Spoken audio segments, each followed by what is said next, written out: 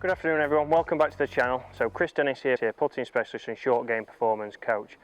Today we're going to go through some short game. So I had a few of you comment on Monday regarding looking at flop shots. So why does the ball start right, what you need to do to get a good strike and get it going up into the air and on target. So let's have a look. So the first thing I want to talk about is when to use a flop shot. So I see too many amateurs using the flop shot in the wrong area. If we're on the fairway, we've got a tight lie, you know, we might be going over a bunker, but we're on a tight lie. They pull out the 58, they open it up, but a lot of times their 58s will have a lot of bounce. So the same as mine's got 12 degrees of bounce. That's going to encourage us to hit the center of the ball. So it encourages us to knife the ball. It makes it very hard for us to guarantee contact. So a lot of bounce on a tight lie and opening the face, it's going to make it very hard for you to play that shot.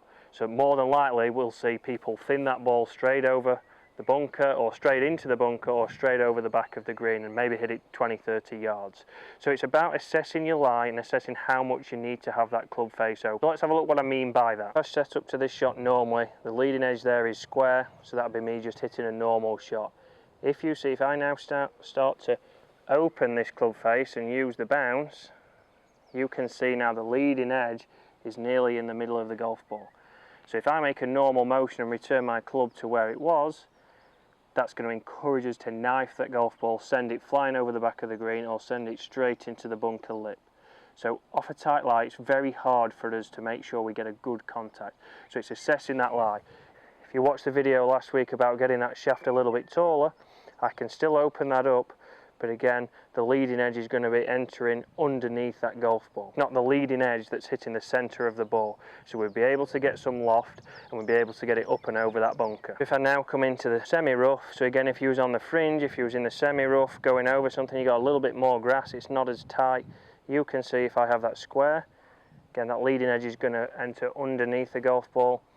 Now if I open it, so that club can work underneath that golf ball if I've got the right setup and get that going into the air. So we would be able to play the flop shot. So assessing the lie there is something that you can see is very important to making sure we pick the right club, but pick the right shot to get us onto that green.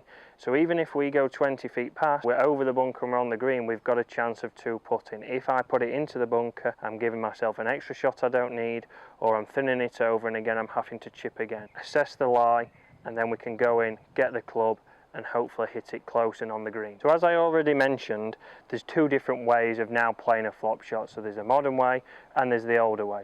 So what I want to talk about is, again, the first way, the most way people will play, again, is take a normal stance, feet a little bit wider, they'll open that club face, which looks to them that's pointing right. If they open the club face with a normal setup, the club face is going to point right and that ball is going to start right. So we're going to need to make adjustments to our stance to get that ball start on line. So if I was to play this shot normally now, so feet's a bit wider, club face is open, I'm square to my target, so let's see where this one starts. So I still have my weight slightly left and then we'll go through. Okay, so it would have gone up and over the bunker, but you see that started right of my target.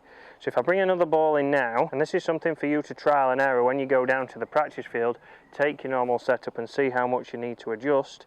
So I'm now aiming left, way left, just right of this tree. I'm going to open that club face as normal, weight left.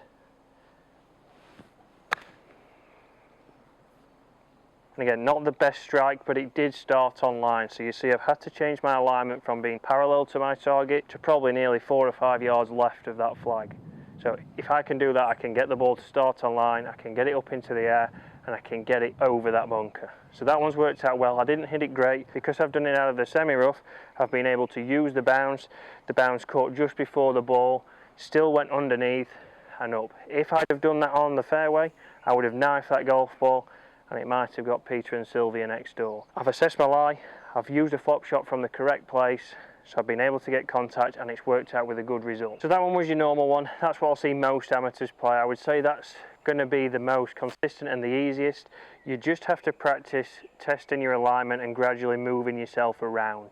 So you'll start to feel where you're comfortable, that you know if you open it up as wide as you can, you're probably aiming 4 or 5 yards left to get that ball to start on line.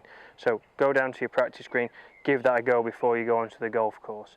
We can stop missing it right, we can commit to that shot then, which if we can commit to the shot, we can have a little bit more speed, The ball goes up into the air, it lands softer, and we should be able to keep that closer. Let's move now on to the one you might see more on tour, and it's something we're going to talk about when we get to bunkers. We can get back to the golf course hopefully in the next couple of weeks. But it's now the motion of we're opening that club face, which is now pointing way right. As of now, I'd be hitting that straight into the conservatory. If I have that club face square, if I open it, that is pointing right.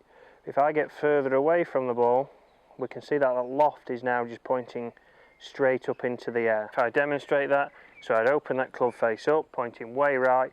But if I now get a little bit further away, if I get a little bit lower like we would if we was in a bunker, weight still left, but you can see now it's a lot shallower, but I've got a lot more loft on that club face. This is a more high tariff shot. For this, we have to make sure we stay on our left. You can see my stance is a lot wider. I've dropped my right foot back to help that club be nice and shallow and keep the loft on. So you can see there how much higher that popped up. That would have gone over the tree, landed a lot softer, and would have been good. I'm on slightly on an upslope there, so it did come off a little bit left. So let me have another go at that. Further away, the handle's lower into that loft is now pointing straight up. My weight's left, and it pops nicely up into the air. So the lie there's taken it slightly left, but you can see how that comes up very high straight away.